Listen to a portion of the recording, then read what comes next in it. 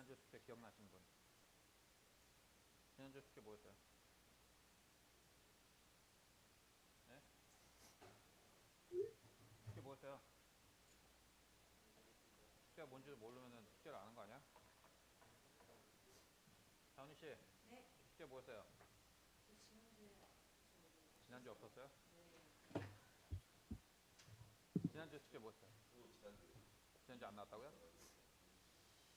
지난주에 비디오 다시 돌려봐야 되겠네. 진짜로 안 하는지 기억이 나는데.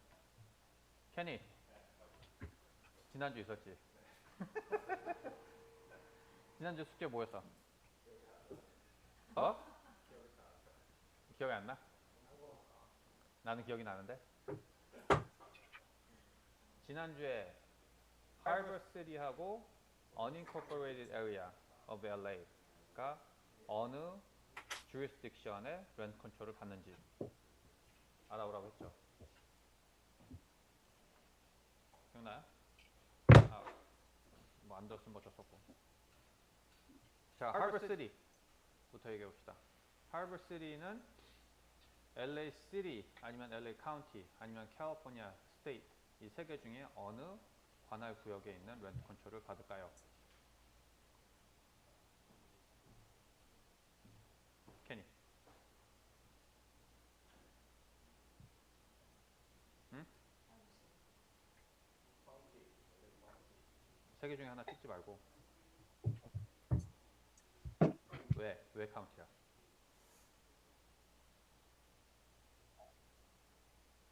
시리에서 없으면 카운티에 더 권한을 받고 카운티에서 없으면 자, 이제 지난주 했던 거 다시 리캡 하자 그러면 시리가 있으면 그 시리의 렌트 컨트롤을 따르고 그 시리의 렌트 컨트롤이 없으면 스테이트 걸 따르고 만약에 시리가 생성이 되어 있지 않는 LA 카운티의 땅에 있으면 LA 카운티의 법을 따라가요. 이해됐어요? 이게 복잡해. 자, 그러면 예를 들어서 오렌지 카운티를 얘기해 봅시다. 오렌지 카운티야 예를 들어서 풀러튼이야. 풀러튼에는 렌트 컨트롤이 있어요, 없어요? 시리에. 네? 풀러튼에 시리 렌트 컨트롤이 없어요. 그러면은 어디 걸 봐야 돼요? 풀러튼은 시리잖아. 그러면 오렌지 카운티의 렌트 컨트롤 쫓아가요? 아니면 카운티의 거, 스테이트 걸 쫓아가요?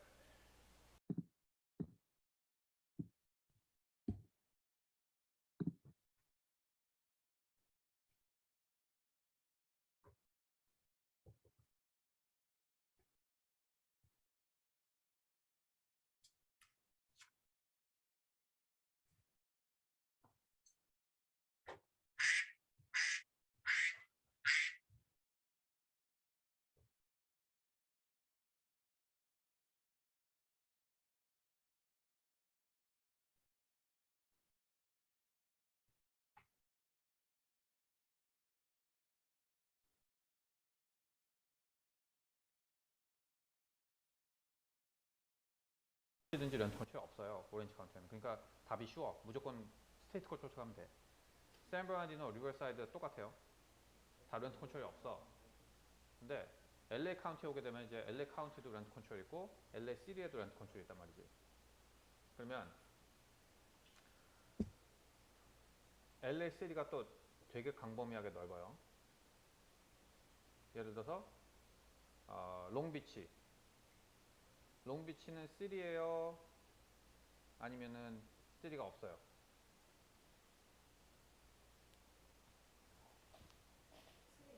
롱비치 시리가 있죠.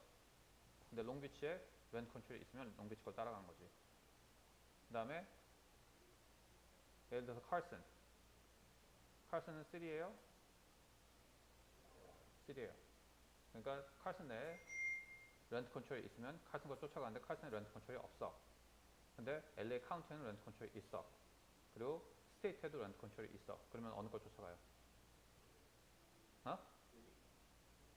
시리가 없다니까.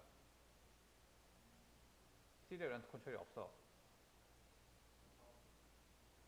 카운티 거 쫓아가지 않아. 스테이트 걸로 가. 자, 하버 시티. 이거 숙제였어. 하버 시티는 어느 관할 구역에 떨어져요? 하버 시티는 시티예요? 시리로 카운티, LA 카운티 아닌가요? 하버 시티는 시티가 아니에요. LA 시티의 일부 지역명이에요. 그러면 LA 시티의 렌트 컨트롤을 받는 거지. 자, unincorporated area of LA 라고 한다 그러면은 LA 카운티 내에 있는데 시티가 성립되어 있지 않은 지역을 얘기하는 거야. 대표적으로 어떤 게 그런 것 같아요? 시티가 없는 LA 카운티. 네? 산피드로는 LA 시티예요.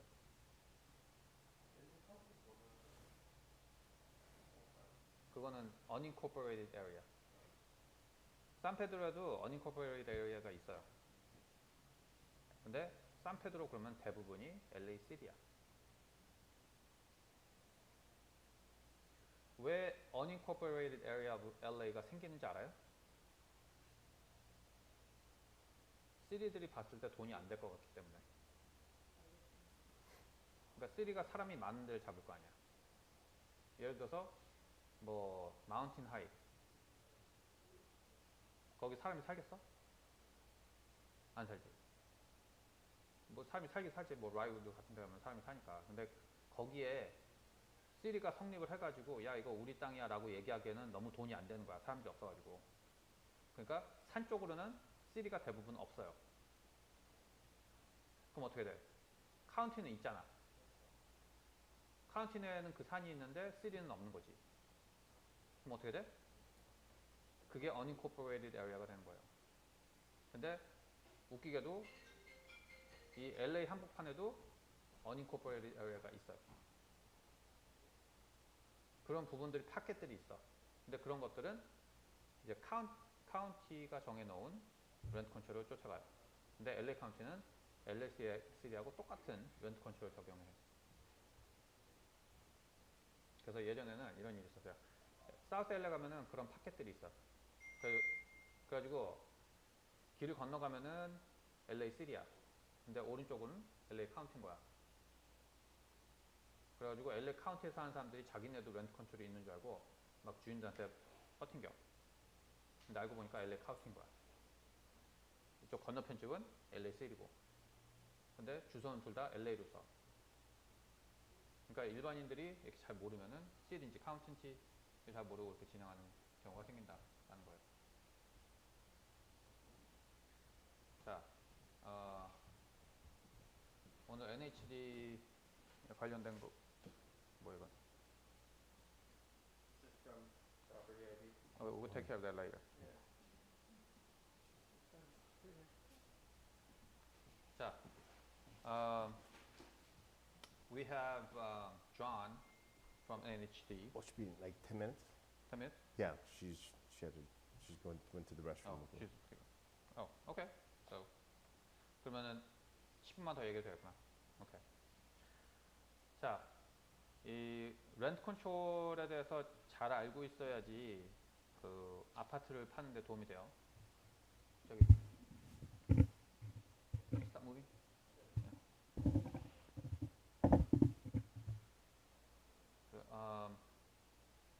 아파트를 팔 때 그 테넌트의 right을 알고 있어야지 팔 수가 있어요.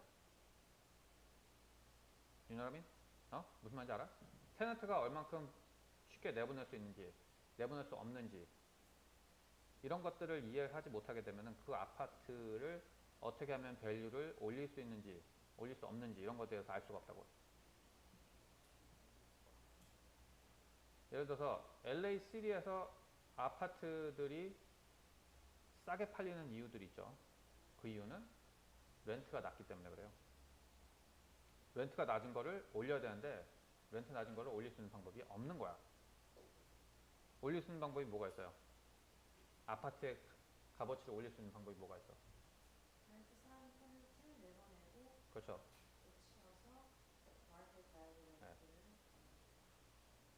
LA에 있는 테넌트들을 내보내고 그 테넌트를 내보낸 후에 리모델링 해가지고 렌트를 올려서 받아야 되는데 그게 안 되는 거예요. LA 시티는. 왜 안 돼요? 응? 렌트 컨트롤 때문에.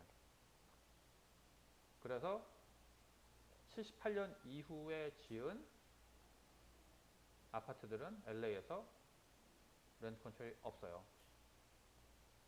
그러다 보니까 인기가 있지. 그리고 가격이 렌트 컨트롤 있는 집보다 돈을 더 받을 수 있고. 자, LA 시티에서 렌트 컨트롤 걸리는 요건 아는 사람?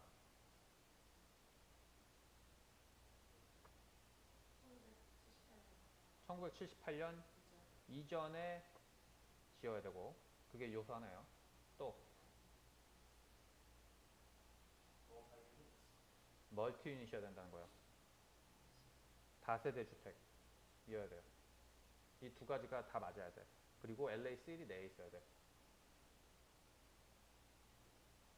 오케이? 이 세 가지가 전부 충족이 돼야 된다고. LA 시티에 있고 78년 이전에 지었고 다세대 주택이어야 된다. 그러면 yes?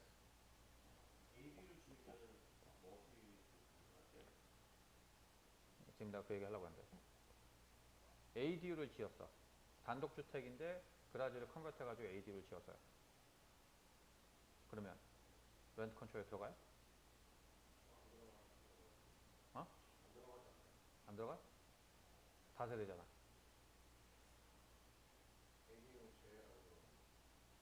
ADU는 제외야? 왜? 내가 이해를 들을게. ADU로 승인 받아가지고 제대로 고치지 않고 하다못해 불법으로 개조를 해서 테넌트를 뒤에 넣어도 렌트 컨트롤이 돼요. 무슨 말인지 알아요? 불법 개조를 해서 테넌트를 뒤에 그라지에 넣어도 렌트 컨트롤에 해당이 돼. 오케이? 그러니까 ADU 지어놓은 건 당연히 되는 거야. 근데 ADU를 지었을 때 예를 들어서 집이 1910년생이야. 그라지 1910년생이야. 근데 그라지에다가 ADU 만들어서 테넌트 넣었어. 그럼 렌트 컨트롤에 걸리는 거야. 이해돼요? 지금 내가 이거 이렇게 쉽게 풀어서 얘기해 주니까 이제 다음번에 가면 이해 못해. 그러면 내가 질문을 하나, 커브볼을 하나 던져야지. 이제. 이거 대답해 보세요. 앞에 집이 1910년이에요. 그라지가 없어. 뒤에다가 2022년생 ADU를 하나 지었어. 그러면 렌트 컨트롤에 들어가요? 안 들어가요? 대답해봐. 대답해봐요. 어떤 게? 뒤에 집은 렌트 컨트롤에 안 들어가. 앞에 집은? 맞아요. 정확해. 1910년생은 렌트 컨트롤에 걸려. 근데 뒤에 집은 렌트 컨트롤에 안 걸려. 하지만 둘 다 멀티 유닛이 되는 거야. 그러므로 앞에 집은 걸리고 뒤에 집은 안 걸려. 그렇기 때문에 앞에 집에 주인이 살고 뒤에 집에 테넌트 두면 언제든지 내볼 수 있는 거예요. 자, 주니어 ADU 알아요? 주니어 ADU는 메인 하우스가 있고 ADU가 있을 때 메인 하우스에 500스퀘어핏을 잘라서 집을 하나 또 만들 수 있는 거예요. 자, 그럼 여기서 또 커브볼 하나 던질게. 2000스퀘어핏이 앞에 집이. 그리고 뒤에 그라지가 있어. 400스퀘어핏. 2000스퀘어핏은 주니어 ADU 하나 만들었어. 1500스퀘어핏, 500스퀘어핏. 1910년생이야. 그리고 뒤에 있는 그라지는 1910년생이야. 이것도 ADU 만들었어. 그러면 집이 세 채가 됐잖아. 렌트 컨트롤에 걸려야 안 걸려?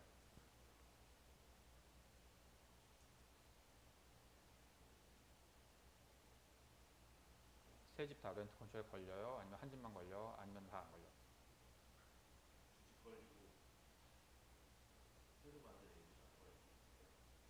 ADU는 그라지 컨버트. 그럼 세 개 다 걸리는 거야. 그러면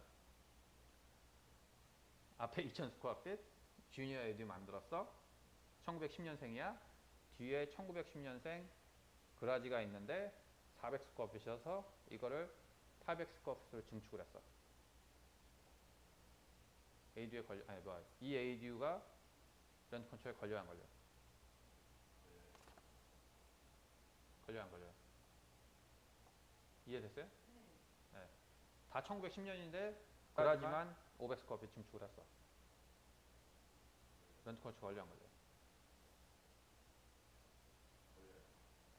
걸려요. 다 걸려. 단독주택이야. 1910년. 뒤에 그라지 있어. 근데 이 주인이 살면서 방 하나를 렌트를 줬어. 렌트 컨트롤 걸려 안 걸려?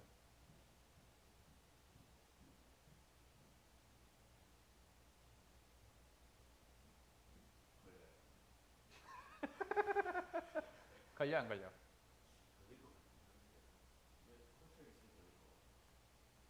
주인이 주면 걸려. 매니저가 주면 안 걸려. 자, 무슨 얘기냐면 되게 복잡하지? 주인이 직접 룸메이트를 만들어서 그 방 하나를 렌트 주면 그건 렌트 컨트롤에 걸려요. 왜? 렌트 컨트롤은 테넌트하고 주인하고 관계에 들어오는 거야. 근데 만약에 그 단독주택을 예를 들어서 뭐 케니한테 다 렌트를 줬어. 케니가 그 전체 집 다 렌트하는 거야. 근데 케니가 룸메이트를 5명을 줬어. 그리고 자기가 한 방 살아. 그리고 렌트 뭐 500불씩 걷어.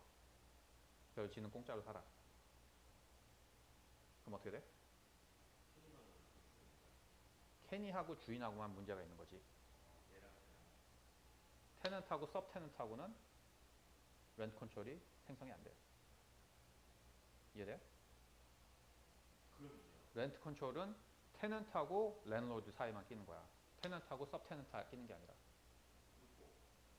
그럼 우리가 예를 들어서 멀타이를 사서 내가, 렌트를 주고 내가 저 얘기 해줘야 돼. 하기도 전부터 알아냈다니. 그렇지. 그러니까 주인이 직접 렌트를 안 주고 매니지먼트 회사가 그 렌트를 다 걷어서 주 대신 이 매니저가 렌트를 하는 걸로, 그 전체 집을 다 렌트하는 걸로 하게 되면 렌트 컨트롤이 생성되지가 않아. 주인이 매니지먼트 컴퍼니를 갖고 있으면 안 되지. 그럼 그건 지 건데. 그건 랜드로드하고 테넌트가 되는 거니까.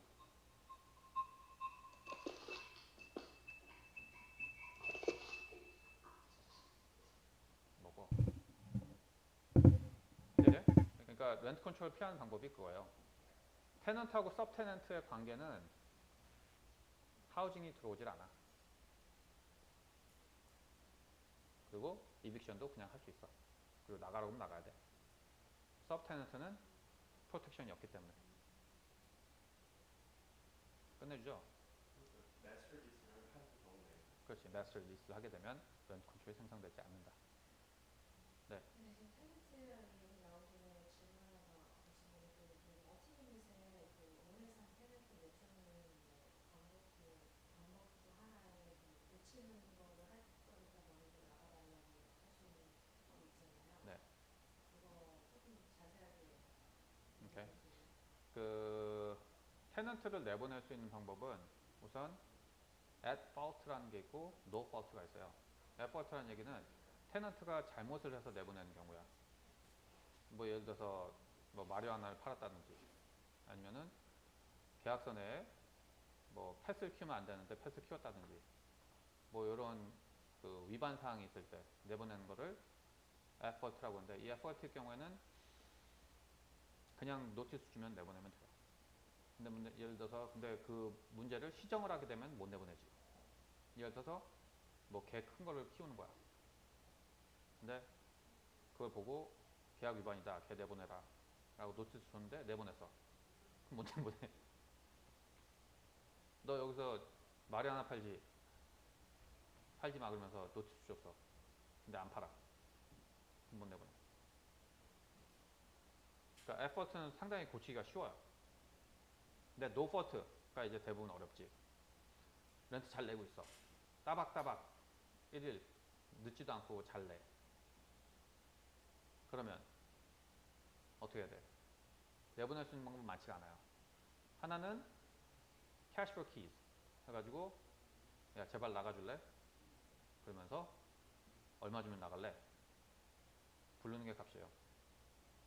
2만 불 부를 수도 있고 10만 불 부를 수도 있어. 그거는 현재 내고 있는 렌트에 따라서.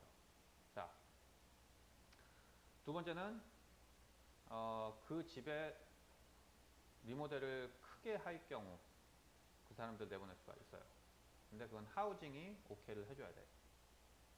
하우징에서 그래 너네 리모델링 큰 거 하는구나. 그러면서 펌이 받았구나. 그러면서 뭐 아니면 너 이 집을 부시는구나. 그럴 경우에는 내보낼 수가 있죠. 그게 하우징에서 정해놓은 게 뭐냐면은 보통 15,000불에서 한 23,000불 사이에요. 그거는 이제 테넌트가 얼마나 오래 있었냐 또는 그 주인이 직접 들어올 거냐 아니면은 뭐 기타 상황에 따라서 왔다 갔다 하는데 보통 15,000에서 한 23,000 정도 생각하면 돼요. 네. 공짜는 아니야. 또 하나는 앨리스 액트라는 게 있어요. ELLIS-ACT 앨리스 액트. 뭔지 알아요? 알아? 네. 뭐야? 집을 부수고 다시 집을 쓰는 테넌트 소통할 수 있어요. 네. 머터 유닛. 멀티 유닛을 부시고 새로 짓든지 아니면은 거기 있는 사람들 통째로 다 내보낸 다음에 리모델링을 크게 한다든지 할 때 사용하는 법이에요. 근데 그것도 마찬가지로 뭐 2만 불씩은 줘야 돼. 2만 불에서 23,000불씩은. 그걸 쓰게 되면은 리모델링을 하고 전에 살던 사람들이 똑같은 렌트를 내고 들어올 수 있는 그 옵션을 줘야 돼. 그럼 집주인은 바보 되는 거지. 그거 고쳐놓고 다시 들어와 버리면 바보 되는 거지. 추가로 렌트 컨트롤 그래서 아파트를 다시 아파트로 개조를 할 경우에는 안 하는 게 나아. 아파트를 부시고 다시 아파트를 짓는 것도 아니야. 차라리 콘도를 지어야 돼. 그러면은 그 앨리스 액트를 피할 수가 있어요. 이해돼요? 앨리스 액트 하게 되면은 그 테넌트들이 다시 들어올 수 있기 때문에 되게 바보 같은 행동이 돼버리거든. 또 만약에 다시 렌털 마켓에 내놓고 싶으면 5년인가 10년인가 그동안 렌트를 못하게 막는 법이 있어요. 그 앨리스 액트 때문에. 렌트를 못해. 그렇기 때문에 그지 같죠? 앨리스리. 그래서 앨리스 액트 해가지고 전부 내보낼 거면은 콘도를 변환하는 게 방법이 된다라는 거예요. 그래서 프레파운에 큰 아파트를 무너뜨리고 콘도 정도에 있어요. 그렇지. 무너뜨리고 아파트를 지어야지. 다시 아파트를 지어버리게 되면은 그 앨리스 액트 때문에 다시 그 사람들이 들어올 수 있는 법이 생겨버리니까. 그러니까 되게 바보야. 그러니까 어떻게 생각해보면 LA도. 그게 저소득층을 뭐 보호한다고 생각하지만 절대 그렇지 않아요. 결국에는 그냥 집 상태만 안 좋아질 뿐이야. Let's have a. Is you ready? Yeah, I think so.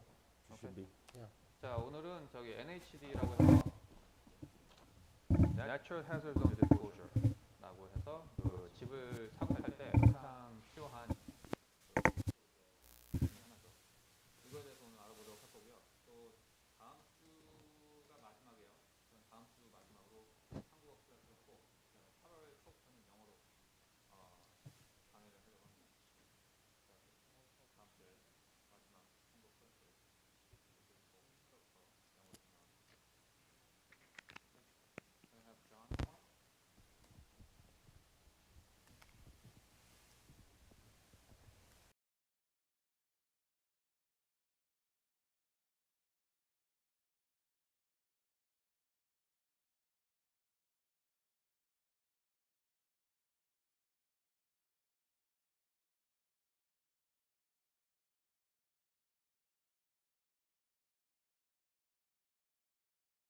Introducing Maylana. She lives in San Francisco, Bay Area. She's been helping protect agents and brokers for non-disclosure lawsuits for over 20 years. She's consulted brokers and real estate agents in property disclosures, and she is the former president of the real estate section of the Bar Association of the East Bay. And she's part of the Kids and Cancer Foundation with Camp Agape in Northern California. And she's going to go over the new laws with SB 8, 9, and 10 for residential zoning and development and ADU. So let me welcome Maylana to the webinar here and all of you. Hey, Maylana. Hi. Hello. Good morning, John. I can't see anybody, but I'm sure y'all look great. Kamsa Hamida. Thank you so much for having me. And before all that, I did divorces in Los Angeles. I actually grew up in Huntington Park, right there next to you. So hello, thanks for having me. And thank you again. Okay, so let me start off by saying that I am not a fan of social media. So if you try to friend me on this or that, and you never hear back from me, it's not because I don't like you. It's because I don't like social media. So I don't get on it. There is one place I do check periodically myself. And I don't know if you've heard of it. It's a social media called Nextdoor. It's like Facebook, but these awful people are not your friends.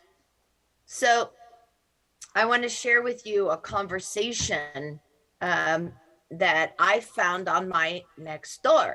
So this lady moved into my neighborhood and she posted on Nextdoor, hey, I'm new in the neighborhood, you know, and everything was good and fine before I bought my house. But now, oh, there's a crack developing in my dining room and the floors in my foyer are sloping. So I'm putting this out there on Nextdoor because you all know the neighborhood better than I do. Is this common in our neighborhood? Is this because we're in drought or is this just me? So I was reading this and I said, well, honey, that's just you. But another lady in the neighborhood, and let me just tell you, my neighbor, Carolyn is my neighbor who knows where all the missing cats went. Carolyn is my neighbor who posts photographs of license plates of speeding teenagers. That's Carolyn. And we all have a Carolyn or two in our neighborhood. John, can you read what Carolyn wrote? Can you see that? Yes, it said, I would go after the seller, but go hard on the realtor. The realtor is the expert, I think, and should have made sure this was disclosed. Thank you, John. This is why I don't like social media. There was a time, excuse me, when the only person you had to worry about maybe was the person right across the street from your buyer or right next door, coming with cookies and saying, hey, welcome to the neighborhood. Hey, did they get rid of all the rats in that house? Oh yeah, you know, there were so many rats. The pest guy, I saw how many dead bodies he pulled out of your house before you bought it. Oh, they didn't tell you. Oh, you know, they were supposed to tell you that. So now, thanks to this awful place called Nextdoor, you have thousands of Carolyns giving your buyers free legal advice. So I have a little video I want to share with you because it's very appropriate. Forgive the madness of my screen. There you go. Excuse me, is that apple for sale? Yeah, we're about to put it on sale right now, actually. Well, I'm in the market, so tell me about your apple. Why should I buy it? Nice try. Okay, people, here's how this is gonna work. I have an apple here. The highest bidder's going home with this. I want all bids in the next 2 minutes, then we're closing it. Bidding starts at $5. Feeling pretty confident there, huh? I mean, don't you think? $10. He said starting at 5. 15. Is this a new apple? Yeah, just listed. I'm pre-qualified. 30, 40, no, just make it 45. Is it even worth that? 50, I don't know. Please, this is the 8th apple I've tried to buy. Could I at least see it up close? Nope, it's an apple. You know what it is. You either want it or you don't. I'll take it for 100. What, I'm from California. It's the cheapest apple I've ever seen. It was 120. Why did I do that? Why, I don't. That's funny, huh? But more than funny, it's very scary. Because that is where we are in real estate. But do know this, for those of us who have been in the industry for some time, we've seen that pendulum swing, right? And it always does. That video shows how clearly that buyers are driven by emotion. They're making decisions based on emotion. And you see that the buyer that asks, can I see it? Immediately is told, nope, it's an apple. You know what it is. You either want it or you don't. So buyers aren't even getting disclosures. And if you notice, the one buyer who finally paid $120 for a $4 apple immediately regrets it. That's called buyer's remorse. And that is why it is so important for you to make sure that you front load the buyers with all the disclosures, because they don't read anything until after escrow closes. So I have an article here for you about buyer's remorse. And it's from Fortune. And the headline reads, new homeowners are getting rushed into buying a home, and 75% of them feel they got a raw deal. That's buyer's remorse. 75% of people is a heck of a lot of people to be feeling buyer's remorse. And of course, they're not all going to sue, but some of them will sue. And the reason why they start to feel buyer's remorse in a very personal way is because when the market starts to shift, your buyers are noticing, hey, there's houses in my neighborhood nicer than mine, closing escrow for less than what I paid. I'm not happy about that, right? That's when they really start to feel unhappy. And it's important to know that when they start to talk to a lawyer, if something is wrong or missing on the real estate transfer disclosure statement, the only money the buyer can demand for non-disclosure is cost to repair, cost to replace. That's it. But if something is wrong or missing on the natural hazard disclosure report, a buyer can sue for the entire value of the property. Why? Well, let me share with you a couple of lawsuits. So this document is a directory of lawsuits. It's 26 pages of natural hazard disclosure lawsuits. These are lawsuits in which something regarding natural hazard was not disclosed, and the agents and the brokers got sued in this. So the first lawsuit, forgive me, don't get seasick. The first lawsuit on the list is Easton versus Strasburger, because Easton versus Strasburger made law in California. Buyers are legally entitled to receive all facts that materially affect the value or desirability of the property. What's desirability? Well, I'll give you an example. Today for lunch, I will desire fish tacos. What do you desire for lunch today? Right? Oh, but who knows? By the time I'm out of here, I might just grab a slice of pizza. Okay? Desirability is a very fickle thing, and buyers can sue based on desirability. I never would have wanted to buy this property on Angel Street in Norwalk had I known it's so close to the Norwalk Fault and the Puente Hills Fault. It's in a liquefaction zone. It's got threatened and endangered species, right? Here's an example right here. Cleckley versus Coldwell Banker. Buyers suffered no loss. There was no damage. There was no landslide. Merely the property was located in a local landslide, and that disclosure was not made to the buyer. Buyer got $1 million. Here's another one. Vail versus Edmonds. The agent lived very near to the listing and knew, because she had attended a neighborhood meeting, that the property that she was listing was very close to a landslide zone, but not in it. The agent lost her license. Here's another one.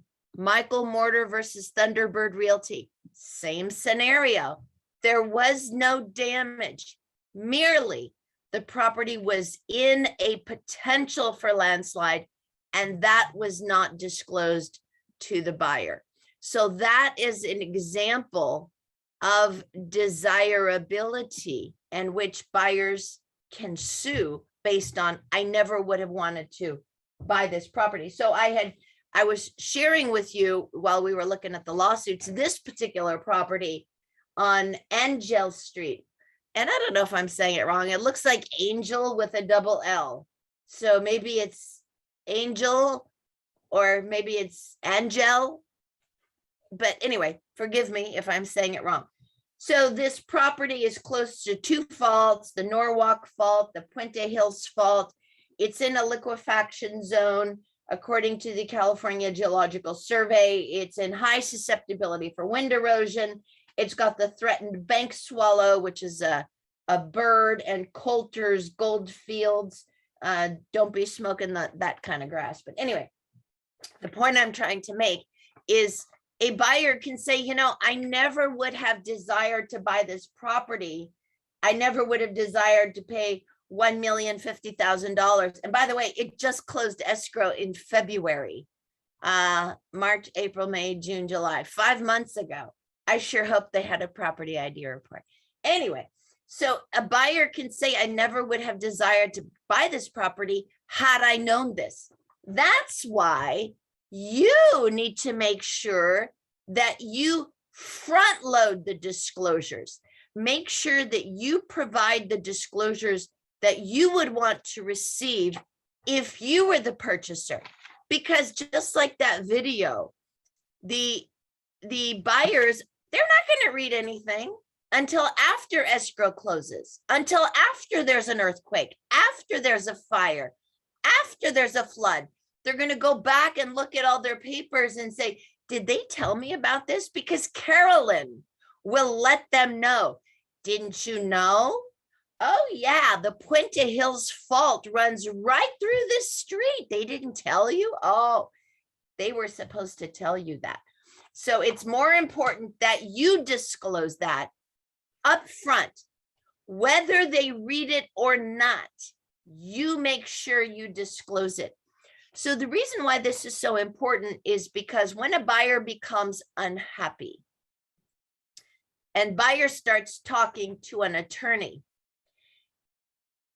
that ambulance chasing jerk lawyer, and I know because I was married to one, it was the worst 6.5 years of my life.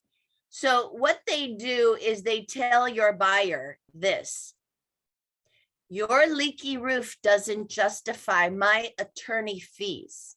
So here's what you need to do, buyer. You need to go home and you need to come back and bring me every piece of paper your agent gave you. I want a screenshot of every text message. I want every email, every post-it note, everything, so that I can build a case for you. Don't worry about your agent. Your agent has insurance for this purpose. I know you like your agent, but unfortunately, everybody gets invited to the litigation parties. So what that lawyer will do is prepare what's called a pre-litigation letter. And that pre-litigation letter is basically 5 pages of legal mumbo jumbo lawyer bully tactics. And they will include with the letter a lawsuit that they have not yet filed. And the letter will say, you know, hello, enclosed herein is the complaint for negligence, misrepresentation, breach of contract, all these other things that we fully intend to file in 15 days. And as you can see from the lawsuit, all of these disclosures were not made to the buyers for this property, and buyers were legally entitled to receive all of these disclosures because they are material fact that have negatively affected the value and desirability of this property for the buyers. And all of this amounts to damages in the amount of the entire value of the property, plus attorney fees, court costs, legal fees. But if you are willing to settle this case, as buyer wishes to settle this dispute amicably in the next 15 days, buyer will agree to accept $800,000 instead of the full value of the property. Very truly yours, the ambulance chasing jerk lawyer. It's a shakedown. It's extortion. And it works. It works because everybody scrapes together the money to settle this case to make it go away, because nobody wants to continue with litigation and attorney fees and all that. It's way too much. So know what you're doing, excuse me, and know why you're doing it. I have a question for you. What is the number one reason agents and brokers get sued? Number one. Do you know?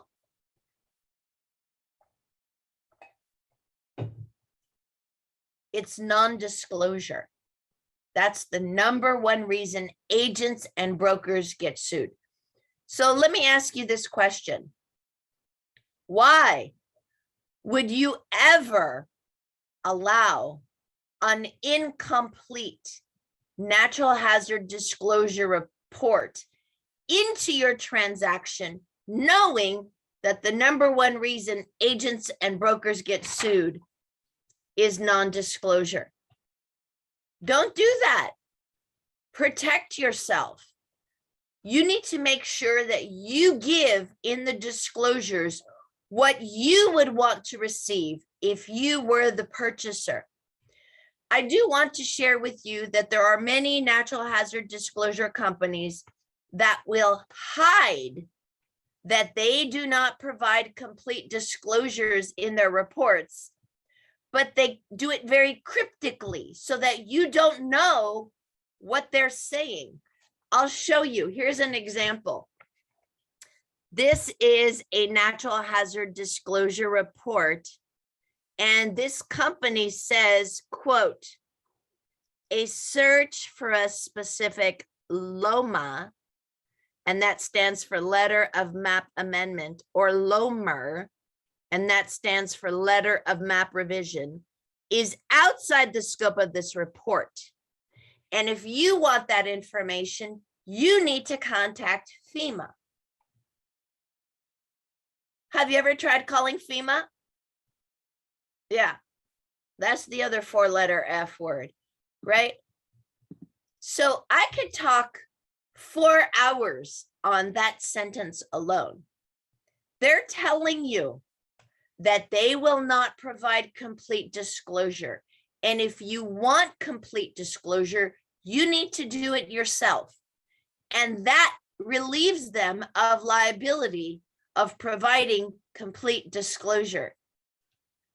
And yet they're in the drop-down menu on the CAR drop-down menu because they've paid $150,000 to be there, and they provide the cheapest natural hazard disclosure report because they should put that money into research and put out a better report.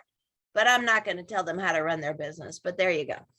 Anyway, so I do want to share with you, you don't know the differences in disclosure reports because you don't have the time to put them side by side together. So I want to show you so that you can see some differences. Here is one. This represents one property and 2 reports side by side together for the exact same property. This one is the property ID report. This is the other report. You see this yellow zone here? That is an ambulance chasing jerk lawyer's happy dream come true. Because if the buyer received a property ID report, all of these disclosures would have been made. But instead, they got this report. If you were going to buy this house, which report would you want to receive? That is what you owe your clients and nothing less. Here's another example. Okay. Look at that. If you were going to buy this house, which report would you want to receive? And let me tell you something, guys. Talk is cheap. Talk is cheap. People can come and say whatever they want, blah, blah, blah. Talk means nothing. The only thing that matters is what's in writing. Because if I put something in writing and it's not true, I could be sued for it. Do you know that these guys have never even given me a nasty phone call about these documents? And I'm going to email them to you because truth is an absolute defense. So John started out by sharing Senate Bills 8, 9, and 10.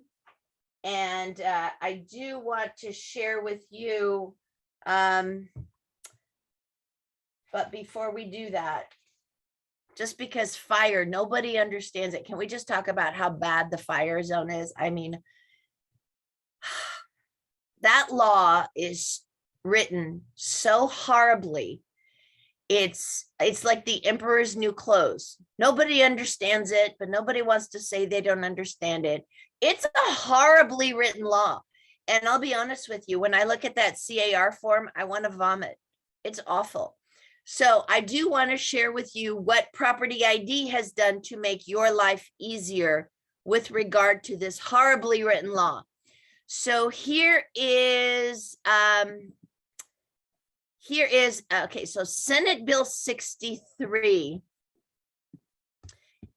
has required that the moderate fire zone be shown. So here we go. As you can see, this is a 68-page report. So rather than you have to look through 68 pages, right on the signature page, we have put when the property is in the moderate fire zone. So it's so easy for you to find. A very high fire hazard severity zone, no, but is located in the moderate fire zone. If this property were in the high fire zone, then it would say very high fire hazard severity zone, no, but is located in the high fire zone. So let me share with you this report. This property is in very high, a very high fire hazard severity zone. Yes, it is. So all these bells and whistles are going off in your head. Oh, seller needs to do more. So you can, this is the property ID, fire safety, home hardening, and defensible space form. If you prefer to use the CAR form, then you should use that one. But definitely consider using this one as a resource. So as you can see, we have already checked the box for you. Why? Because property ID has been disclosing fire hazards for over 50 years. I have been property ID's lawyer for 24 years. We know what we're doing. So we checked the box already for you. So this property is located in high or very high fire hazard severity zone, requiring compliance with Assembly Bill 38. This form should be completed and a defensible space inspection with CAL FIRE can be scheduled here. Ha! Look at that. So easy. You can schedule a defensible space inspection with CAL FIRE directly from the form. How easy, right? What else is very exciting about this form? We have put the local vegetation management ordinance and defensible space right at your fingertips. So easy. Look at that. And let me let you in on a little secret. What is the mystery here? Are you ready? Here it is. Clear the crap from the property. That means harden your home against fire. Clear the crap from the property. Cut the grass, pull the weeds, rake the leaves. And if you need further clarification, look at all these extra resources for you. So the number one question I'm getting right now is buyer does not want to agree to do something they don't know what they're doing. First of all, this is what buyer is agreeing to do right here. Buyer is not agreeing to give up their BMW, okay? So don't worry. Buyer is not agreeing to do something very difficult. They are agreeing to do what all Californians are supposed to do. And so it says buyer agrees to obtain defensible space compliance documentation. So number one, buyer needs to clear the crap. Number two, buyer needs to obtain defensible space compliance documentation within 1 year from the close of escrow. So let me let you in on another little secret. Okay, nobody is checking. Nobody is knocking on the buyer's door in a year from now saying, hey, buyer, you promised that you were going to, one, clear the crap, and two, get compliance documentation. You didn't do it, buyer. Are you going to do it? Do you think the seller is going to do it? I'm not going to do it, right? Nobody's doing it. So that's very important for you to know. And let me go back and share that report with you again, because there are a couple of things that are handy for you to see. So I don't know if you're familiar. This is the max property ID report. It's $99. It's very navigable. You can click on it. You can see, like, for example, oil and gas wells. Oh, look at that. This property is within 500 feet of the O'Donnell and the Whittier Consolidated oil and gas wells. You can go back to the one-page NHD. And if you're concerned about fire, look at all those fire disclosures. This property is in very high. The property is in the wildland urban interface. It's in the California Public Utilities high fire threat, right? We can go back to the one-page NHD. Let's see what else. It's close to two faults, the Elsinore fault and the Whittier fault, right? So that is how easy it is. And I'm sharing this with you because I'm going to share with you Senate Bills 8, 9, and 10 in a minute. And look at that. This threatened and endangered zoo on this property. It's got the threatened bank swallow. It's got Lease Bell's Viera, which is endangered. It's got the crotch bumblebee. I don't know what kind of bees you got going on there, but when I was growing up, I didn't see any of those bees. Anyway, so I'm sharing that with you because it's really important for you to understand this. So this new law has passed in the state of California. These are bills, Senate Bills 8, 9, and 10. And what they will do is allow for the construction of additional dwelling units faster, easier, and cheaper in the state of California. But as with every rule, there's an exception. And the exceptions to the rule are the items I just shared with you in this report. Threatened and endangered species and habitats and wetlands, earthquake fault zones, lands in a 100-year floodway or floodplain, very high fire hazard severity zones. These will prevent the buyer from building an additional dwelling unit. I will share with you my own personal experience.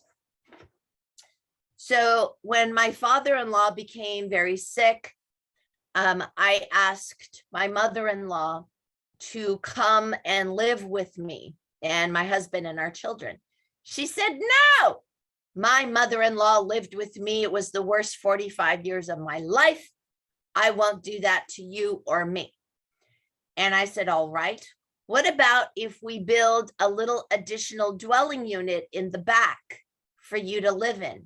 Would you come and live with us under those circumstances? And she says, under this circumstance, yes, I will come and live with you. So of course, I already had the property ID report when I bought the house 10 years before. So I already knew about the threatened and endangered species and habitats on my property, but I forgot, you know. So I hired an architect. I paid $25,000 for this architect to draw me a beautiful additional dwelling unit for my mother-in-law. And then I go into the planning department and they say, no, Maylana, you have habitat for the California tiger salamander on your property. We won't let you build a greenhouse or a dog house back there, much less a mother-in-law house. Forget about it. And they told me, don't you touch that salamander, Maylana. That is a $50,000 fine and a year in jail for you if you do. So, you know, what are you going to do? That's why I'm sharing this with you. If I were to come and call you and say, you know, hello, I saw this property on Greenleaf Avenue online, and I'm wondering if you can show it to me later on this afternoon or tomorrow, because my purpose for purchasing this property is so that I can build an additional dwelling unit, because I heard about Senate Bills 8, 9, and 10, excuse me, which allow for the construction of additional dwelling units. And I'm hoping to build something back there so I can rent it out and make some money. So you say, let's go. So we go, we have a look, it's perfect. You tell me, look, in the backyard, there's this wonderful little area where you can build your additional dwelling unit, and it'll have privacy, easy access from the back so you don't have to see each other. I say, fantastic. I buy the property, $1.2 million. It's in my price range. I close escrow, and unfortunately, to your and my surprise, the seller and listing agent provided a disclosure report that did not disclose everything the property ID report would have disclosed. So of course, my permit to build my ADU, even pursuant to Senate Bills 8, 9, and 10, is denied. So of course, I'm going to come back to you and say, wait a minute. I was very clear. I explained to you my purpose for purchasing this property was so that I could build an additional dwelling unit, but I've been denied this. And so my purpose for purchasing this property is frustrated. I want my $1.2 million back. I never would have desired to buy this property had I known about this, right? So that's why it's very important for you to know what you're doing and to know why you're doing it. I want to share with you this lawsuit, Field versus Century 21 Cloden Fornes. The judge in this case ruled when an agent makes a statement, not knowing if it's true, that statement is false, and that's fraud. So I'm sharing this with you because I have heard coming out of the mouths of realtors, oh, buyer, don't worry about the Elsinore fault and the Whittier fault. Don't worry about those faults. All of California is in an earthquake fault zone. No, it isn't. That's not true. So don't say things like that. This is what I would do. I would email this report to the buyer. What does the E in email stand for? Don't say electronic, all you millennials out there. The E in your email is your evidence, okay? Remember that.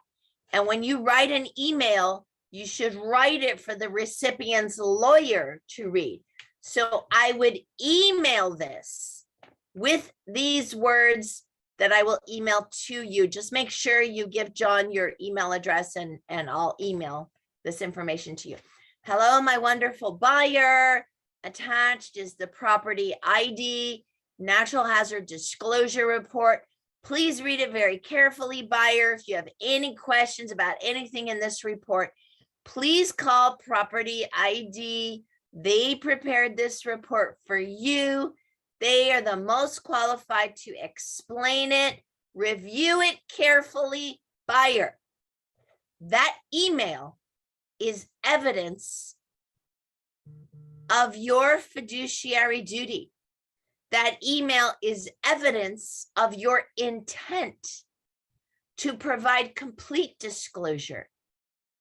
That you've reminded your buyer, hey, this is really important and you need to read it. Whether they read it or not, you have evidence that you told them to read it. And it's evidence that you have directed them to the people most qualified to explain this, because it's not you. Let the pool inspector explain the pool inspection. Let the roof inspector explain the roof inspection. Let me explain this to your clients, not you. You do not help your clients by trying to explain something you don't completely understand. Let me explain it, not you. And let me see, do you guys, actually, I know that you have seen very many natural hazard disclosure reports in your transactions over the years. I want to ask you a question. Have you ever met the lawyer of any of those natural hazard disclosure companies? Probably not. And I hope you never do. Because if you ever meet their lawyer, it will only be because you're being sued because of the wrong report and that lawyer is defending their client, the NHD company, against you. The last thing I will share with you is that Property ID provides a certificate naming your brokerage. If you do not have a copy of Property ID's certificates of insurance, please let John know, and John will let me know so that I can request from our insurance broker to add you as an additional insured under Property ID's $20 million of E&O insurance. And this is like putting your son or your daughter on your automobile insurance. So do you guys have any questions? No questions? Are you sleeping? I hear you. Can you hear me? I think that Yes. was, I think you covered everything. There's no questions that I see here, but thank you for your time and your explanation and your expertise in all this. Thank you so much for having me. I wish you all the very best. Please feel free to call me, email me anytime. Please don't call me on your divorces. We won't do that, but thank you for everything today and have a great day. You too. Thanks. Bye-bye. All right, thank you. Good, good. I'm glad you guys.